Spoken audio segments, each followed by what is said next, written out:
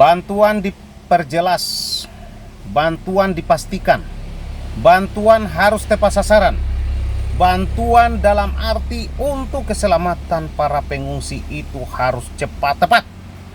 Karena saya lihat dampak daripada banjir ini lama-lama terancam jiwanya ini bagi saudara-saudara kita yang terdampak banjir ini. Hanya karena apa? Mungkin kelaparan, mungkin kehausan. Itu. Lalu setelah itu sudah terselamatkan semua jiwanya, sudah tidak kelaparan, sudah tidak kehausan, semua sudah pada aman, dipulihkan infrastruktur, sudah oke semua. Pertanyaan saya, cukup sampai begitu? Setelah itu masyarakat merangkak sendiri, mencari hidupnya lagi sendiri.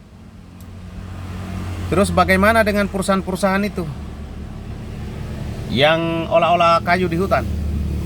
Cukup dicabut izinnya, hanya sampai begitu. Itu sama saja juga membunuh orang nanti, sama saja juga membuat orang untuk korban lagi itu. Artinya apa?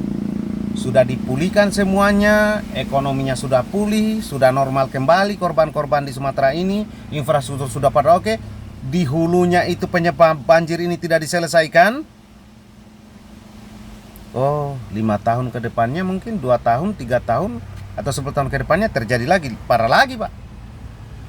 Jadi diselesaikan di hulu itu. Hutan yang harusnya jadi hutan kembalikan. Siapa yang bisa kembalikan? Perusahaan itu. Seharusnya perusahaan itu menanggulangi korban ini. Seharusnya perusahaan itu dia harus bangunkan kembali itu rumahnya ini, masyarakat ini Pak. Kalau dia usaha bakso kemarin, dia kasih modalnya untuk dia usaha bakso kembali. Harusnya negara berurusan dengan perusahaan yang menyebabkan nantinya sudah terbukti ya, memang dia penyebab rusaknya hutan dan terjadinya banjir ini, harus sita total, sita aset total itu. Kau selesai. Harus begitu.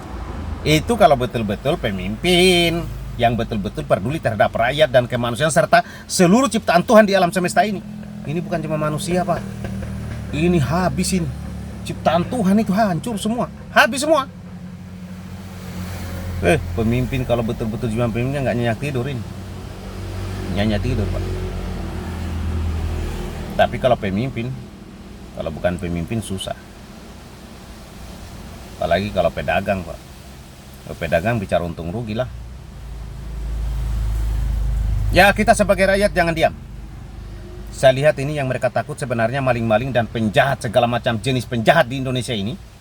Karena penjahat yang paling berbahaya sebenarnya penjahat yang berjubah negara Pak. Berjubahkan negara, berjubahkan rakyat, kesadaran rakyat. Mereka ini kan lagi berpikir nih, jangan sampai masyarakat sudah pada sadar nih, bahaya kita nih. Tapi mudah-mudahan mereka tidak sadar nih.